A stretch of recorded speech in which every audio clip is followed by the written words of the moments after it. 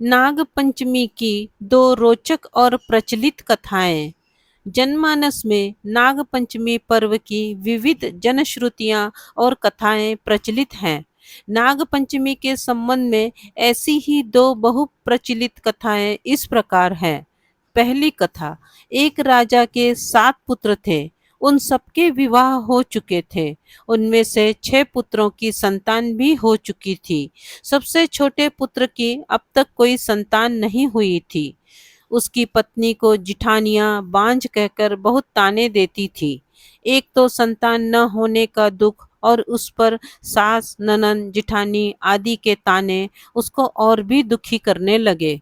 इससे व्याकुल होकर वह बेचारी रोने लगती। उसका पति समझाता कि संतान होना या न होना तो भाग्य के अधीन है, फिर तू क्यों दुखी होती है। वह कहती, सब लोग बांझ कहकर मेरी नाक में दम किए हैं। पति बोला, दुनिया कहती है तो कहने दे, मैं तो कुछ नहीं कहता। तू मेरी ओर ध्यान दे और दुख को छोड़कर प्रसन्न रहा कर। पति की बात सुनकर उसे कुछ सांत्वना मिलती, परंतु फिर जब कोई ताने देता तो रोने लगती थी। इस प्रकार एक दिन नाग पंचमी आ गई। चौथ की रात को उसे स्वप्न में 5 नाग दिखाई दिए। उनमें से एक ने कहा, अरे पुत्री, कल नाग पंचमी है। तू अगर हमारा पूजन करे तो तुझे पुत्र रत्न की प्राप्ति हो सकती है। यह सुनकर वह उठ बैठी और उसने अपने पति को जगाकर स्वप्न का हाल सुनाया। पति ने कहा, यह कौन सी बड़ी बात है।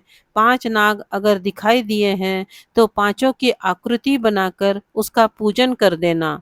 नाग लोग ठंडा भोजन ग्रहण करते हैं, इसीलिए उन्हें कच्चे दूध से प्रसन्न करना। दूसरे दिन उसने ठीक वैसा ही किया। नागों के पूजन से उसे 9 मास के बाद सुंदर पुत्र की प्राप्ति हुई। दूसरी कथा। किसी राज्य में एक किसान परिवार रहता था। किसान के 2 पुत्र व एक पुत्री थी। एक दिन हल जोतते समय हल से नाग के 3 बच्चे कुचलकर मर गए। नागिन पहले तो विलाप करती रही, फिर उसने अपनी संतान के हत्यारे से बदला लेने का संकल्प किया। रात्रि को अंधकार में नागिन ने किसान, उसकी पत्नी व दोनों लड़कों को डस लिया। अगले दिन प्रातः किसान की पुत्री को डसने के उद्देश्य से नागिन फिर चली तो किसान कन्या ने उसके सामने दूध का भरा कटोरा रख दिया। हाथ जोड़ क्षमा मांगने लगी।